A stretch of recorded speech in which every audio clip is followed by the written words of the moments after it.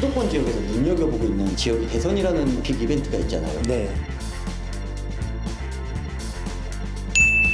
수도권 지역에서 눈여겨보고 있는 지역이 좀 있으신가요? 기본적으로 경기도에 이제 빅4 지역들이 있어요. 제일 비싼 데가 과천이고요. 네. 과천은 솔직히 경기도라고 할 수 없을 정도의 가격입니다. 강남구 서초구랑 거의 동급이어서 일단 과천이 있고 성남이 있고 하남이 있고 광명이 있습니다. 이 경기도 빅4로서 문재인 정부 들어서 제일 많이 올라간 지역 중에 하나입니다.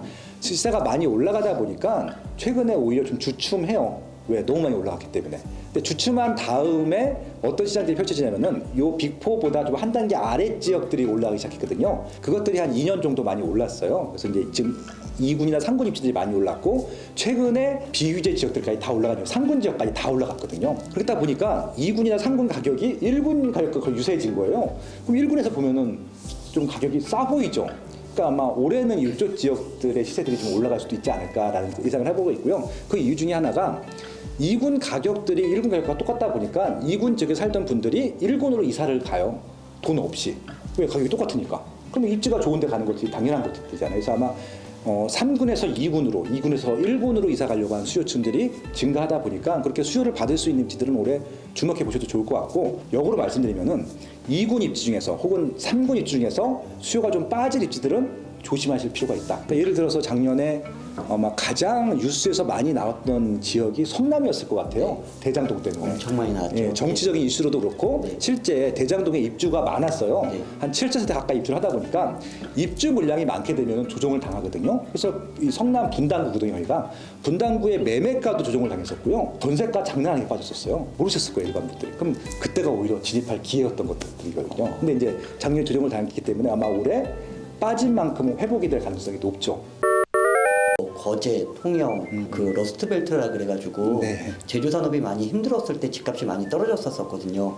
그러다가 이제 작년에 많이 회복을 했었고 지금 이 상황인데 이쪽 지역 같은 경우는 조금 어떨까요? 거제 통영을 이렇게 콕 찍어서 말씀하셨으니까 그걸 예를 들어서 말씀드릴게요. 네네네. 예. 지방은 일자리가 딱 고정이 돼 있어요. 그래서 일자리 영향 굉장히 많이 받습니다. 거제도 같은 경우도 2000년도 중후반 때는 워낙 조선 경기가 굉장히 좋았다가 이게 조금 이제 최근에 좀 빠졌거든요. 중국한테 많이 뺏기기도 하고. 근데 최근에 LNG처럼 이제 고부가가치 선원들을 많이 수주하는 바람에 최근에 또 인력들이 좀 필요해서 많이 수요가 증가하기도 했는데, 중요한 것은 이 제조업 같은 경우는 수요가 증가하기도 하고 감소하기도 하는데 이게 장기적으로 보면요 우하향해요. 그 우하향이 뭐냐면은 인구수로 따지게 되면은 과거처럼 인력이 많이 필요하진 않아요.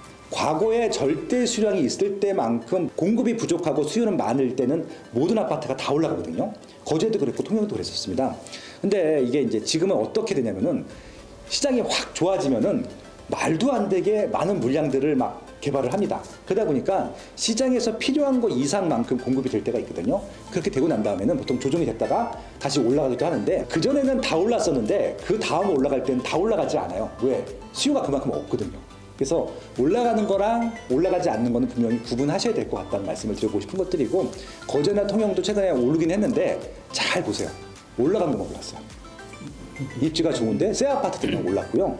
분양이 잘 되기도 하는데 분양이 안 된 것도 있어요. 거제 같은 경우는 작년까지도 미분양 관리 지역이었어요. 심지어는 미분양 관리 지역인데도 아파트 가격이 올라가는 데가 있었어요.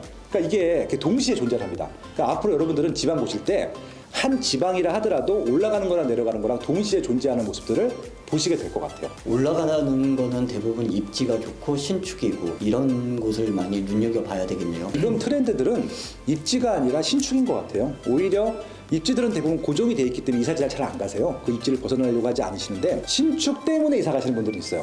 여기는 지금 구축만 있고 한동안 신축이 안 들어올 거라서 신축 따라서 이사 가시는 분들은 생기셨어요. 올해 대선이라는 중요한 빅 이벤트가 있잖아요. 네. 부동산 경제에 많은 영향을 미칠 것 같은데 어떨까요? 두 양당 후보의 공약들을 비교해 보면 아시겠지만, 그러니까 작년 같은 경우는 이재명 후보 같은 경우는 현재 여당의 정책을 지지하는 걸로 시작했다가 매일 바뀌었습니다. 여론을 보면서 반응이 안 좋으면 또 바꾸고 해서 결국은 지금 윤석열 후보나 이재명 후보나 똑같아요.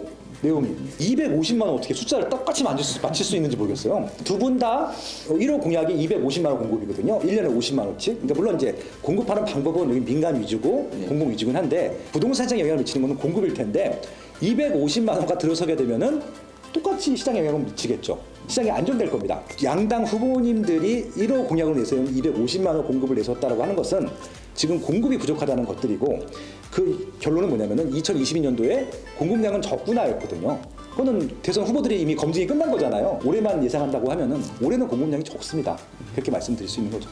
부동산 시장 안정화를 위해서 좀 정부가 좀 해줘야 될 것들이 조금 있을 것 같은데 그러니까 저는 국토교통부 홈페이지 가면요 거기 역할이 써 있어요. 국토교통부 해야 될 일들 꼭 본연의 업무만 하셨으면 좋겠습니다. 국토를 효율적으로 개발하고 원활한 교통 환경을 만드는 게 그분들의 목적이거든요. 그것만 하시면 돼요. 나머지는 그냥 시장에 맡기시면 되거든요. 왜 세금 규제를 국토교통부에서 관여를 하고 있고 대출 규제를 왜 국토교통부에서 관여하는지 모르겠어요. 국토교통부는 집이 남아 돌 때까지 필요한 곳에 주택들을 공급해 주시면 될 것 같고 자유롭게 공급을 하게 해주시면 될 것 같고 시세가 더 많이 올라가는 것 같으면 물리적으로 더 많이 공급해 주시면 될 것 같아요. 그러면 언젠가 조정이 되는 것들이거든요. 입지가 한정되어 있는데 서울 같은 경우는 어떻게 하느냐, 서울의 수요를 좀 분산시켜야 되는 것들이잖아요. 그러면은 광역 교통망을 빨리 만들어서 서울로 출퇴근할 수 있는 이런 급행 출퇴근 노선들로 만들어주면 되는 것들이잖아요. GTX가 그래서 나온 것들이고, 그래서 그것들을 하루라도 더 빨리 개통을 시켜줄 생각들만 하시면 될 것 같아요. 그래서 세금이나 대출, 지금 국토교통부에서 묶어놓으신 것들은 그냥 시장에 돌려주시고, 대출은 세금이든 정상 시장을 만들어 놓으신 다음에 주택을 많이 공급하고 광역 교통망을 만들어준다고 하면은 시장은 장기적으로 안정화될 것 같아요. 개선돼야 된다 네. 하는 정책 혹시 있으면은 다주택자들 규제하는 건 없었으면 좋겠어요. 저는 지금 다주택자들을 옹호하는 정책을 만들자고 하는 게 아니라 한번 생각을 해보세요. 다주택자들이 무슨 잘못을 했죠? 집값을 사고 팔면서 올렸나요? 뭐 그것들 때문에 올랐다라고 일정 기여를 했다라고 생각하면은 만약에 그게 정말 싫고 미웠으면은 주택을 더 많이 공급했으면 됩니다. 다 늦은 마련을 시켰으면 다주택자가 필요가 없겠죠. 다주택자들이 어떤 역할들을 하냐면요. 두 가지 역할을 합니다. 하나는 민간 임대 상품들을 공급을 해요. 전체 시장이 100이라고 하면은 1주택자들이 50%, 무주택자들이 40%고요. 그다음에 다주택자들이 10%인데 이 10%의 구성비로 40% 무주택자 시장 중에서 90%, 80%를 공급해요. 나머지가 공공이고요. 그러니까 임대 시장 100%라고 보면은 80%, 90%가 다주택자들이 공급을 하는 것들이고 공공 임대 물량이 10% 전후거든요.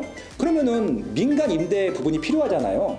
그 민간 임대 부분이 문을 어떻게 해결할 건가에 대해서는 아무도 얘기를 안 해줍니다. 어떤 전문가도 다주택자들이 그래서 필요하다는 얘기를 안 해요. 욕 먹을까봐. 제가 그래서 맨날 욕을 먹거든요. 만약에 공공에서 1주택자들 말고 나머지 시장들은 다 공공의 물량들로 해결해줄게 라는 정책이 나와서 진짜 해결해준다고 하면은 다 주택자들은 진짜 필요 없죠. 그럼 자연스럽게 없어질 겁니다. 근데 지금 다 주택자들이 필요한 이유는 민간의 임대 아파트를 만들어야 되는데 못 만드니까 공급해주고 있는 것들이잖아요. 그게 가장 큰 역할이고, 또 하나 뭐냐면은 다주택자들이 하는 역할 중에 하나 뭐냐면요, 시장에 매매 물건들이 많으면은 회수를 하고요, 그다음에 없으면은 풉니다. 많으면은 가격이 싸질 테니까 살 거고요, 없으면은 비쌀 테니까 팔겠죠. 그러면 물량 조절들을 해봤어요. 지금까지 수급 조절을 정부에서 무리하게 많이 만들어서 단기간 몰릴 수가 있거든요. 그것들을 다주택자들이 해결했었거든요. 자연스럽게 부동산 시장이 안정화된 시스템이 유지되고 있었는데 갑자기 이번 정부에서 개입을 하는 바람에 이게 어긋나 버렸어요. 다주택자들이 추가적으로 구매를 할 수 없다 보니까 가격이 올라간 것들이거든요. 네. 물건들을 내놔야 돼요. 그러니까 공급을 끊임없이 하면서 다주택자들 물건들이 나와야 시장이 안정되는데 신규 아파트 공급도 안 하고 다주택자 매물들도 묶어놓고 가격이 올라갈 수밖에 없는 구조잖아요.